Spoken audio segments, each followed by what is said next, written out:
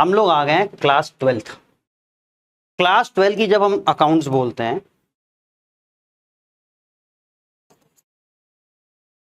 Class 12 की account ये दो पार्ट में डिवाइडेड है। पहला पार्ट होता है पार्टनरशिप और दूसरा पार्ट होता है कंपनी अकाउंट। 11th में आपने जो भी पढ़ा था वो सोल ट्रेडर था, और ये सब हम लोग बीएसटी में कॉमर्स में पढ़ के आए हैं कि फॉर्म ऑफ बिजनेस में soul trader, partnership, company account. ठीक है, तो हमारी जो क्लास 12 की पूरी पार्ट बुक है ना, जो पूरा सिलेबस है, दो पार्ट में डिवाइडेड है। तो आईएससी में क्या होता है, जब आप डीके गोल उठाओगे तो डीके गोल दो फॉर्म में बुक मिलेगी, पार्टनरशिप और कंपनी अकाउंट। और जब आप टीएस ग्रेवाल उठाओगे, सीबीएसई की टीएस ग्रेवाल उठाओगे, वो तीन पार्ट में मिलेगी, पार्टनरशिप और कंपनी अकाउंट के दो पार्ट मिलते हैं। दो पार्ट इसलिए क्योंकि जो पूरा पेपर होता है वो 60-20 के रेशियो में डिवाइड होता है। पूरा पेपर 60-20 पूरा कंपनी अकाउंट से होता है।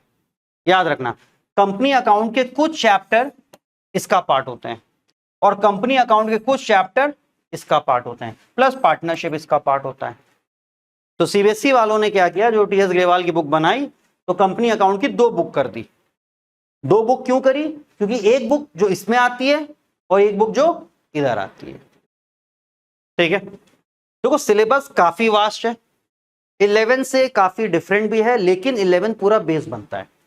11 में क्या था, हम लोग जनरल एंट्री पढ़ते थे कि एक बिजनेस हो रहा है ना, परचेज कर रहे हो, सेल कर रहे हो, तो वो सारी चीजें चाहे पार्टनरशिप हो चाहे कंपनी अकाउंट हो, सब कर रहे हैं, वो तो अलग नहीं होगा। तो वो चीज फिर हम क्यों पढ़ें, क्योंकि 11 ने दोबारा पढ़ लिया। देखो करिकुलम का पर्पस क्या होता है कि कोई चीज बार बार ना पढ़ाई जाए, उससे आगे का बढ़ते हैं। तो 11 में आपने सीख लिया कैसे जर्नल लेजर ट्रायल बैलेंस बनता है। ठीक है, चाहे वो सोल ट्रेडर हो, चाहे वो पार्टनरशिप बिजनेस हो, चाहे कंपनी अकाउंट हो, जर्नल लेजर ट्रायल बैलेंस वो ऐसे ही बनाएंगे। ठीक है, फाइनल अकाउंट तक हम लोग पढ़ के आए। यहां पे वो चीजें नहीं पढ़नी, यहां पे वो चीजें हम लोगों को नहीं पढ़नी। यहां पे हम लोग पढ़ेंगे कुछ ऐसे इवेंट्स के बारे में, उन इवेंट्स पे जो भी अकाउंटिंग ट्रांजैक्शंस होते वो बस पढ़ेंगे।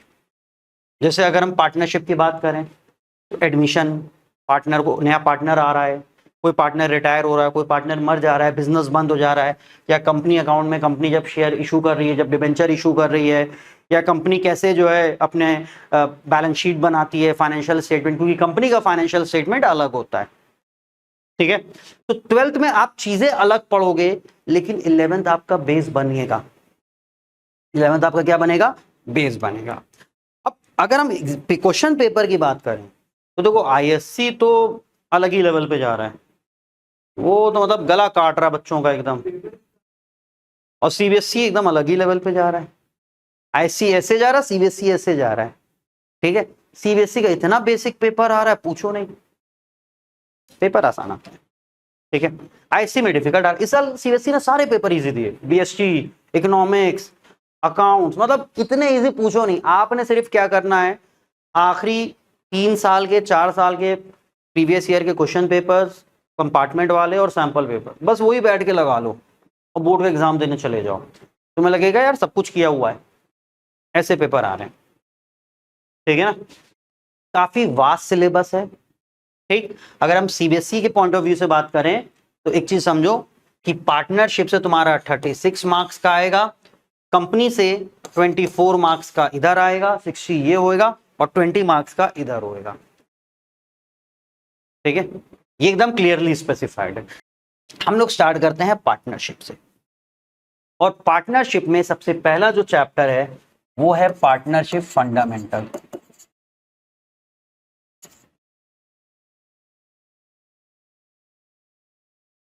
तो को नाम ही चैप्टर का है फंडामेंटल, मतलब बेसिक।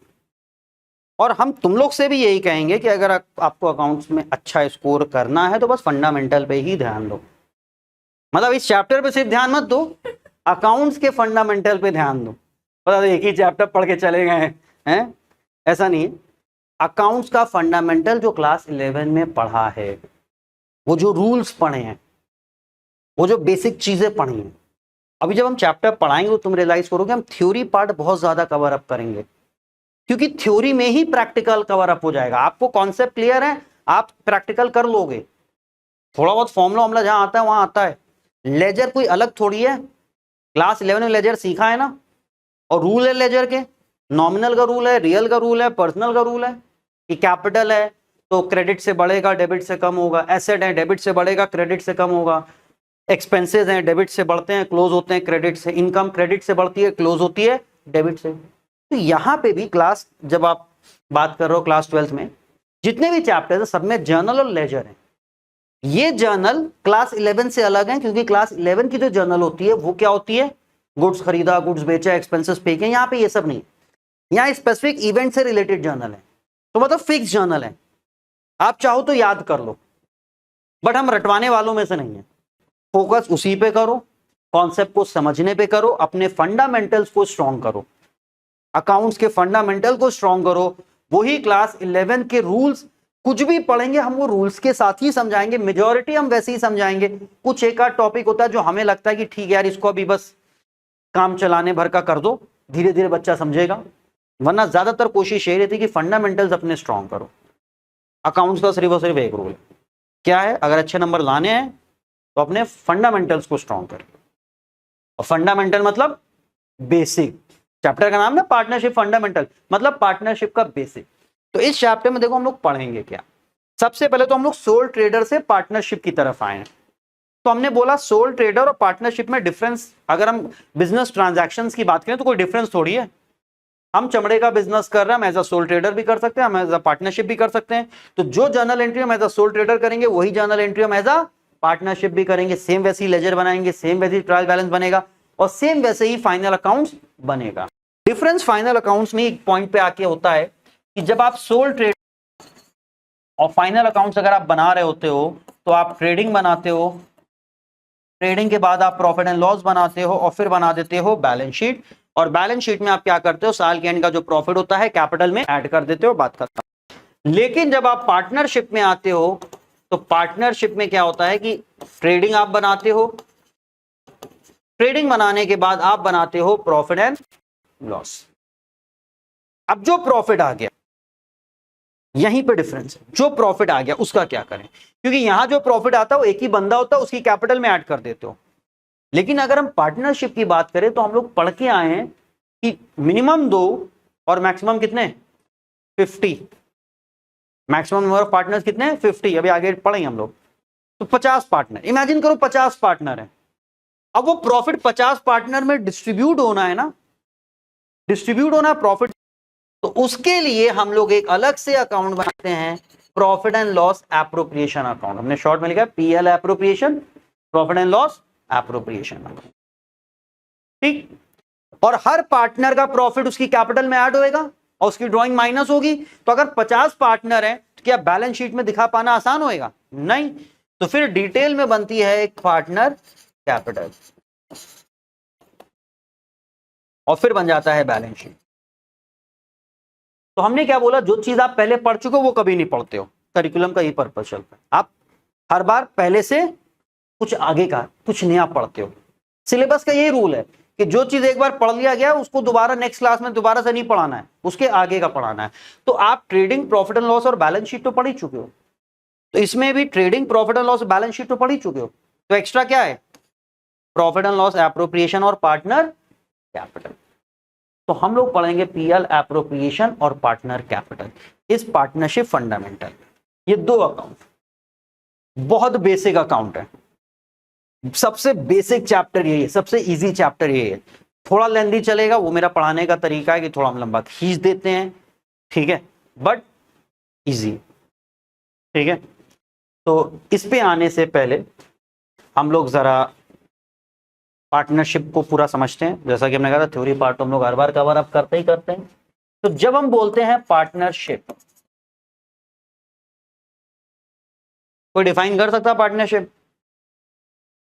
इसकी डेफिनेशन पार्टनरशिप एक्ट 1932 का एक सेक्शन 4 है और वो क्या कहता है, partnership is a relation between persons who have agreed to share profit of a business, क्योंकि हम लोग डेफिनेशन पढ़ रहे हैं एज पर पार्टनरशिप एक्ट, तो हम उसको चेंज नहीं कर सकते हैं, वर्ड टू वर्ड सेम होनी चाहिए। और वो लॉस क्यों हटा वो भी आगे समझाएंगे। तो partnership is a relation between persons who have agreed to share profit of a business carried on by all और any of them acting for all.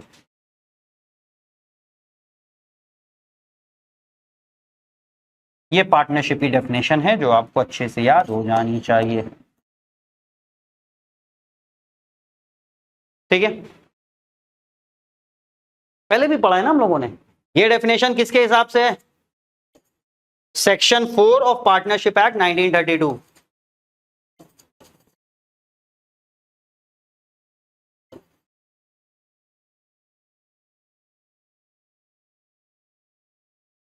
Section 4 of partnership act 1930।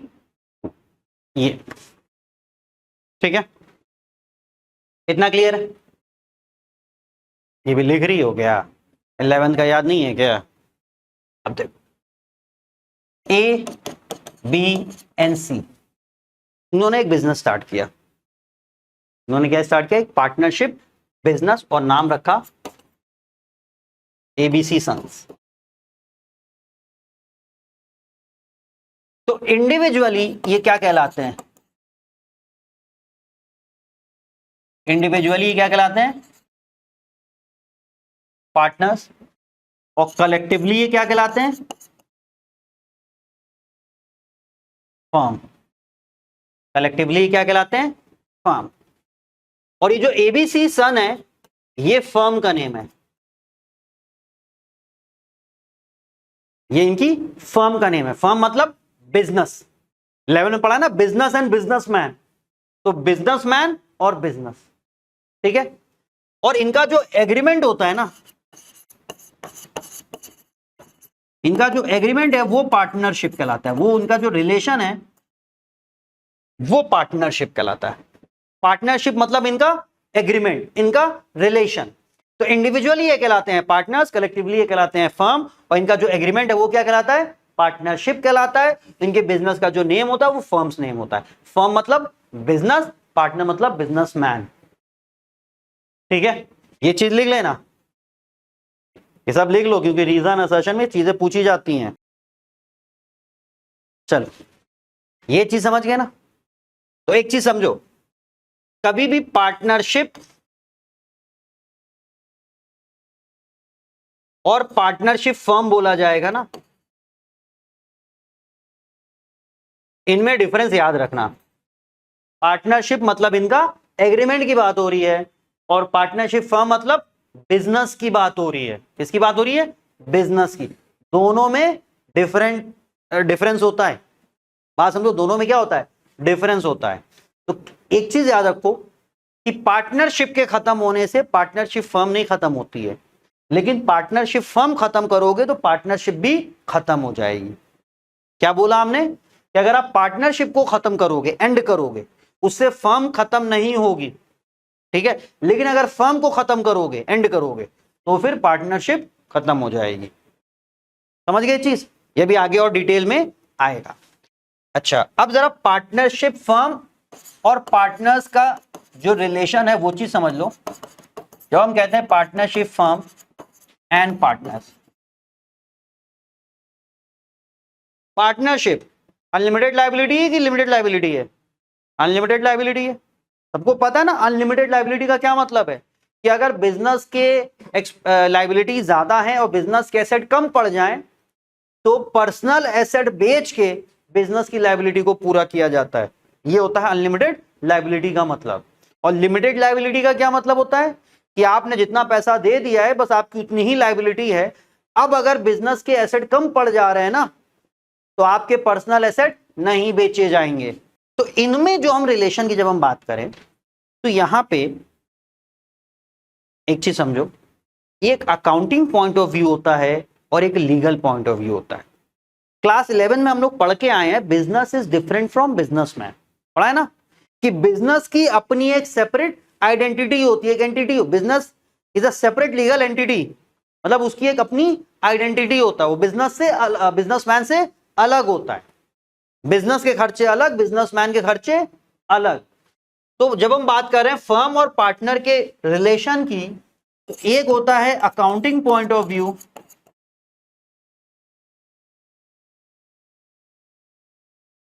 और एक होता है legal point of view. Legal, जब court कचहरी में मामला जाता है, ठीक है, उसके लिए। तो from accounting point of view, partnership firm as separate business entity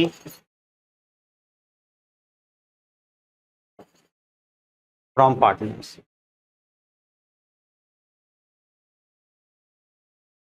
लेकिन जब लीगल पॉइंट ऑफ व्यू से बात करते हैं, they are not separate. Legal point of view से जब कोर्ट में मामला जाएगा तो कोर्ट के लिए फर्म और पार्टनर सेम कंसिडर होते हैं। ये याद रखना, इनका जो रिलेशन है वो लीगल पॉइंट ऑफ व्यू और अकाउंटिंग पॉइंट ऑफ व्यू से बिल्कुल डिफरेंट है। ठीक है, इतना समझ गए? तो अब देखो जरा, कुछ फीचर्स हैं, ऑलरेडी हम लोग पढ़ के आए हैं, बट फिर भी देख लो। ये फीचर का होना बहुत असेंशियल है, बिना इन फीचर के पार्टनरशिप कभी एग्जिस्ट कर ही नहीं सकती है। ठीक है, तो जब हम पार्टनरशिप बिजनेस की बात करते हैं, तो पार्टनरशिप बिजनेस में एक चीज याद रखना कि नंबर ऑफ मेंबर्स की बात करें तो मिनिमम तो सबको पता है, मिनिमम कितने होंगे? 2, और मैक्सिमम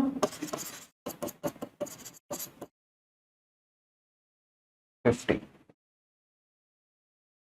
ये 50 का क्या कॉन्सेप्ट था कि कंपनीज एक्ट ने गवर्नमेंट ऑफ इंडिया को कहा कि भाई आप डिसाइड करो। ठीक है, पहले था, अभी चेंज हो गया। पहले क्या था, कंपनीज एक्ट ने 100 की लिमिट लगा रखी थी कि मैक्सिमम 100, लेकिन गवर्नमेंट ऑफ इंडिया जितने डिसाइड करे, क्या ना, कि हमने बोल दिया कि 100 से ज्यादा होना नहीं चाहिए, अब उसमें आप जो लिमिट रख दो। तो गवर्नमेंट ऑफ इंडिया ने कितनी रख दी? 50। बट अब जब हम बुक्स में पढ़ते हैं तो अब क्या पढ़ाया जाता है कि कंपनी ने कोई नंबर स्पेसिफाई नहीं किया है, बस उसने गवर्नमेंट ऑफ इंडिया को बोला कि आप एक लिमिट लगाओ, तो गवर्नमेंट ऑफ इंडिया ने कितना बता दिया? 50, सेंट्रल गवर्नमेंट। ठीक है, तो हम लोग क्या याद रखना, मैक्सिमम कितने नंबर्स हैं? 50। ठीक, कोई डिफरेंस नहीं है बैंकिंग नॉन बैंकिंग, पहले सब डिफरेंस चलता था बैंकिंग नॉन बैंकिंग, अभी एक सिंपल पार्टनरशिप बिजनेस है तो मैक्सिमम कितने पार्टनर्स हो सकते हैं? 50। अब किसको पार्टनर बना सकते हो? क्योंकि पार्टनर एक पार्टनरशिप बिजनेस एक कॉन्ट्रैक्ट हो रहा है ना, एक एग्रीमेंट, एक कॉन्ट्रैक्ट हो रहा है। तो एक चीज याद रखना कि आप किसी के साथ भी कॉन्ट्रैक्ट कर सकते हो एक्सेप्ट माइनर। जो हमारा कॉन्ट्रैक्ट एक्ट है वो कहता है माइनर्स के साथ आप कॉन्ट्रैक्ट नहीं कर सकते हो। ठीक है, person of unsound mind,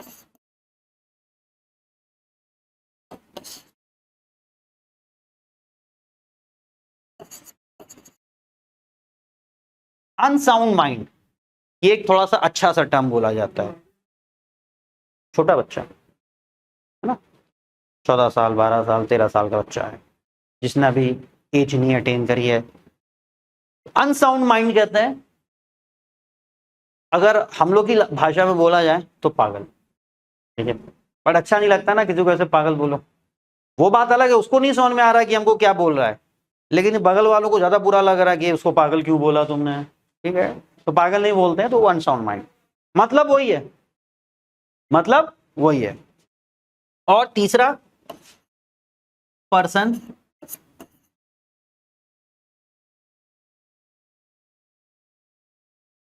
disqualified by law,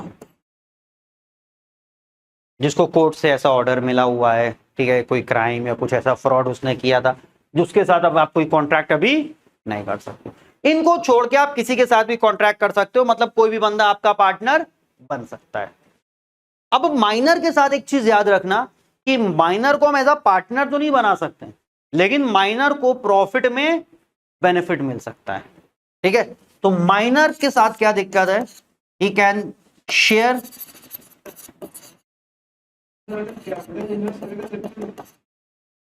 नहीं,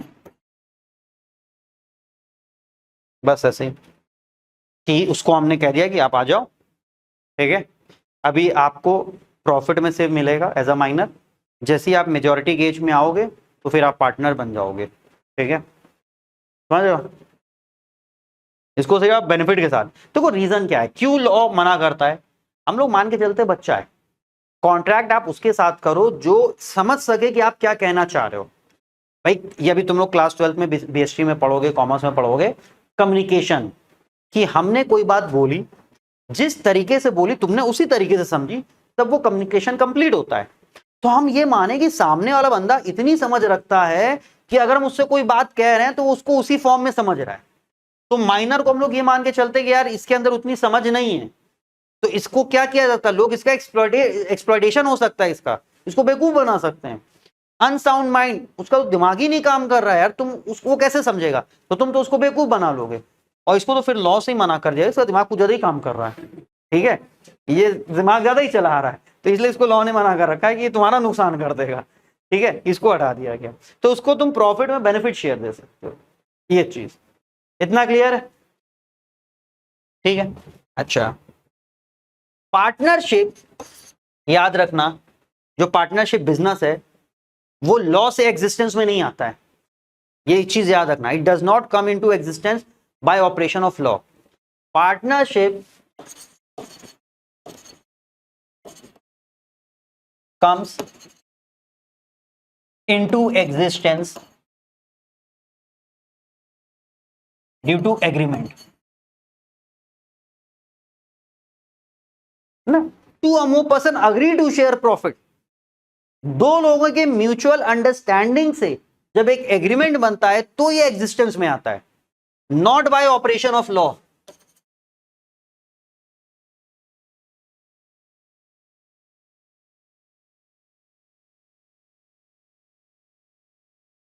कानून से नहीं एग्जिस्टेंस में आता है, ये एग्रीमेंट से एग्जिस्टेंस में आता है। ऐसा क्यों? क्योंकि ये एग्जिस्टेंस एग्रीमेंट में आ रहा है, इसीलिए जो रजिस्ट्रेशन है ना वो क्या हो जाता है, वॉलेंट्री हो जाता है। रजिस्ट्रेशन क्या हो जाता है, वॉलेंट्री हो जाता है।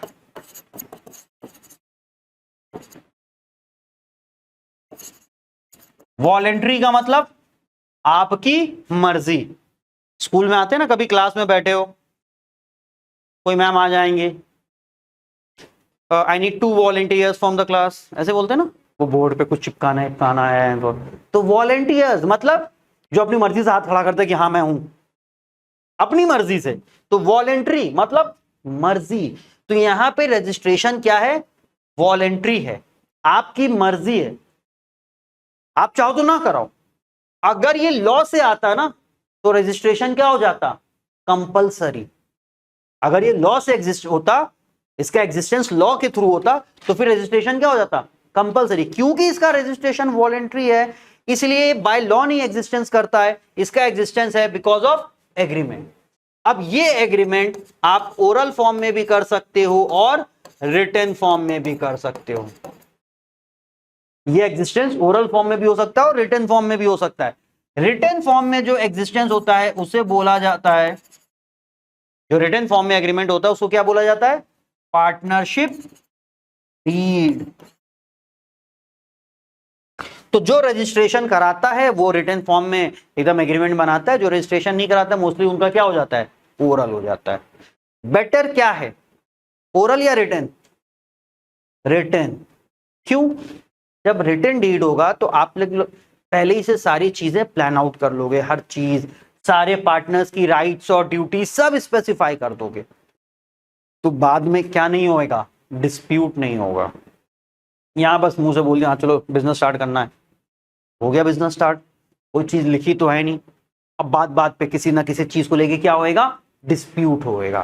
तुम कोर्ट में जाना भी चाहोगे तो यहां पे तो कोर्ट में चले भी जाओगे, क्योंकि कोर्ट तो कहता है सबूतों के साथ।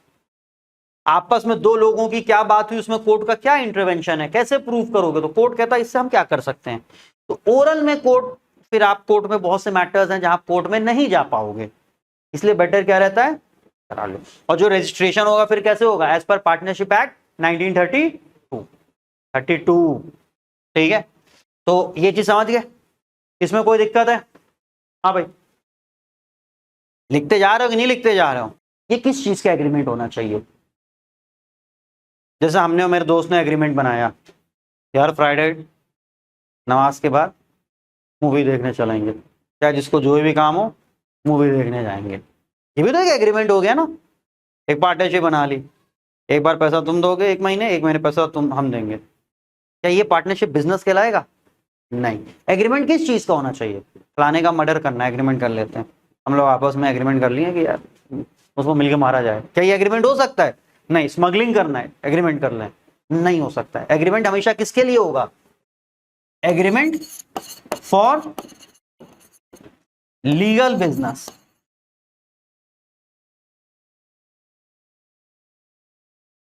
एग्रीमेंट किसके लिए होगा?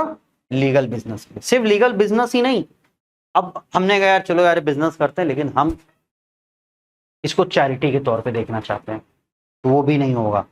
Legal business with intention of, क्या इंटेंशन होता है बिजनेस से? Earning profit. तो पार्टनरशिप का जो एग्रीमेंट है वो एक लीगल बिजनेस से प्रॉफिट कमाने के लिए होना चाहिए।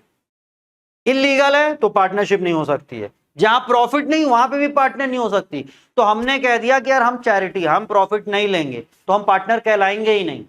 तो प्रॉफिट रेशियो जो होता है ना, प्रॉफिट अर्निंग, वो एसेंशियल एलिमेंट हो जाता है। तो प्रॉफिट क्या है पार्टनरशिप का? Essential element. इसीलिए डेफिनेशन में क्या बताया गया? पार्टनरशिप की डेफिनेशन क्या थी? Relation between person who have agreed to share profit of a business. Word बोला गया ना, agreed to share profit of a business, जिन्होंने प्रॉफिट शेयर करने का एग्रीमेंट फॉर्म किया है। समझे बात? तो प्रॉफिट एक एसेंशियल एलिमेंट है। अगर कोई पर्सन ये कहता है कि वो प्रॉफिट नहीं लेगा, तो क्या वो पार्टनर कहलाएगा? फिर वो पार्टनर नहीं कहलाएगा। और 2 लोग हैं तो फिर पार्टनरशिप बनी ही नहीं। तो प्रॉफिट एसेंशियल एलिमेंट है, प्रॉफिट शेयरिंग होना जरूरी है। तो शेयरिंग ऑफ प्रॉफिट, पूरा लिखें तो sharing of profit is an essential element of partnership. तो अगर कोई पार्टनर कहता है कि हम प्रॉफिट शेयर नहीं करेंगे, तो इसका मतलब वो पार्टनर नहीं है। ठीक है, आ रही बात समझ में? लेकिन जब हम लॉस की बात करते हैं, शेयरिंग ऑफ लॉस, तो शेयरिंग ऑफ लॉस के बारे में क्या याद रखना? It is not an essential element. मतलब 4 लोगों ने पार्टनरशिप बनाई, जिसमें सी ने कहा कि भाई देखो ऐसा है कि हमको जब लॉस, प्रॉफिट तो शेयर करेंगे, लॉस नहीं शेयर करेंगे। जैसे ए, बी एंड सी, इन्होंने हमसे कहा अच्छा सर आप भी पार्टनर बन जाइए। हमसे क्या बोला कि आप भी पार्टनर बन जाइए। हमने कहा ठीक है बन जाएंगे, प्रॉफिट शेयर करेंगे, लॉस नहीं शेयर करेंगे, तो हम पार्टनर बन सकते हैं, क्योंकि शेयरिंग ऑफ लॉस ये एसेंशियल नहीं है। तो अगर कोई पार्टनर चाहे तो एग्रीमेंट में, स्टार्टिंग में डिसाइड हो सकता है, बीच में नहीं मना कर सकता है। स्टार्टिंग में पहले से डिसाइड कर ले कि भाई देखो हम लॉस शेयर नहीं करेंगे, ओके। वो क्या है? वो ओके है। लेकिन अगर ये लोग हमसे कहें कि सर पार्टनर बन जाओ, प्रॉफिट ना शेयर करना, तो ये पार्टनरशिप बन ही नहीं सकती है। Sharing of profit is an essential element, but sharing of loss is not an essential element.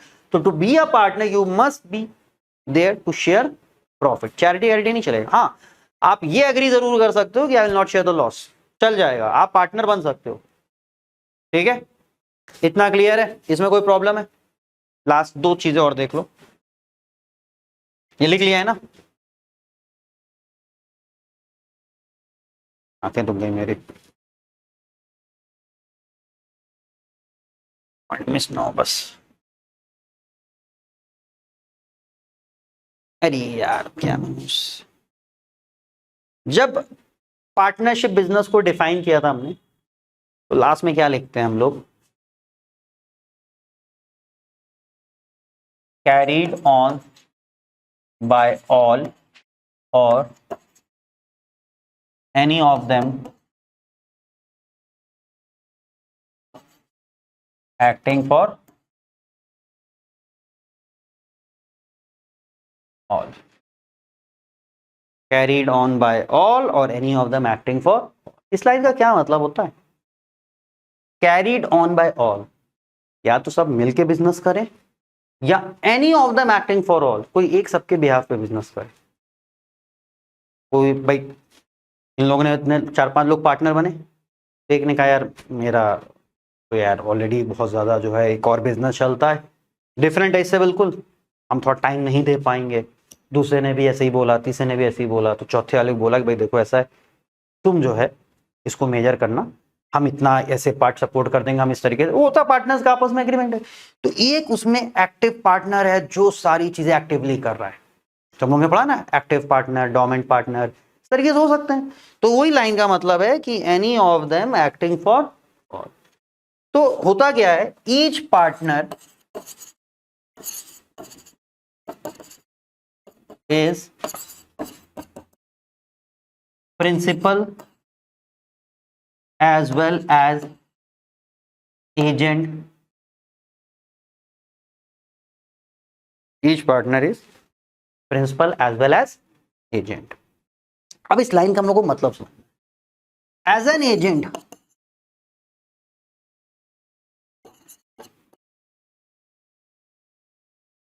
agent, he can bind other partners by his act. As an agent वो क्या कर सकता है? He can bind other partners by his act. कि वो सबके behalf पे decision ले सकता है, वो सबका रिप्रेजेंटेटिव बन सकता है. उसने साइन कर दिया मतलब सबकी साइन हो गई, हो सकता है. और एज अ प्रिंसिपल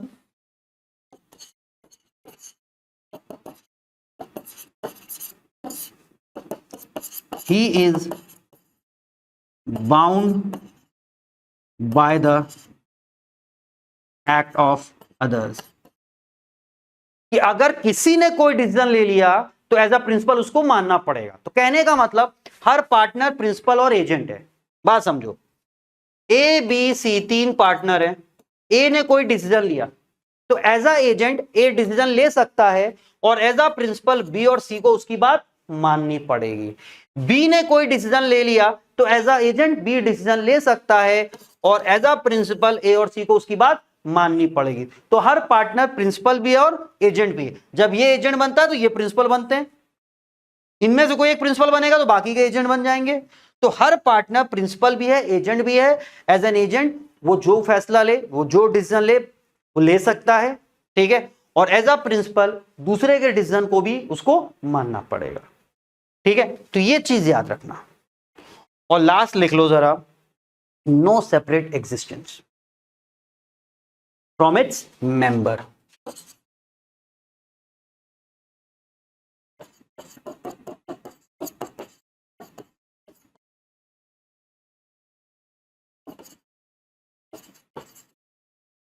इसमें लिख लो जरा, ऑल एग्रीमेंट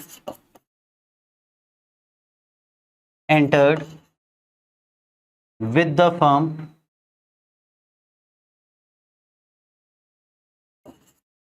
enforceable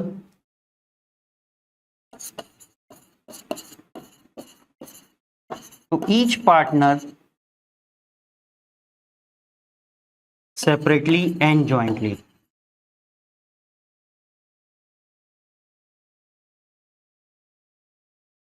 कहने का मतलब कि फर्म के साथ जो भी एग्रीमेंट हुआ है वो हर पार्टनर पे अप्लाई करता है, एज एन इंडिविजुअल भी और एज अ कलेक्टिव भी. ठीक है. तो फर्म से आपका कोई सेपरेट एग्जिस्टेंस नहीं होता है. आप डिनाई नहीं कर सकते हो कि नहीं नहीं हम इस एग्रीमेंट में हम शामिल नहीं है. तो it is enforceable against each partner separately and jointly. ठीक है. हमने इसको लिख लो, अगेंस्ट ईच पार्टनर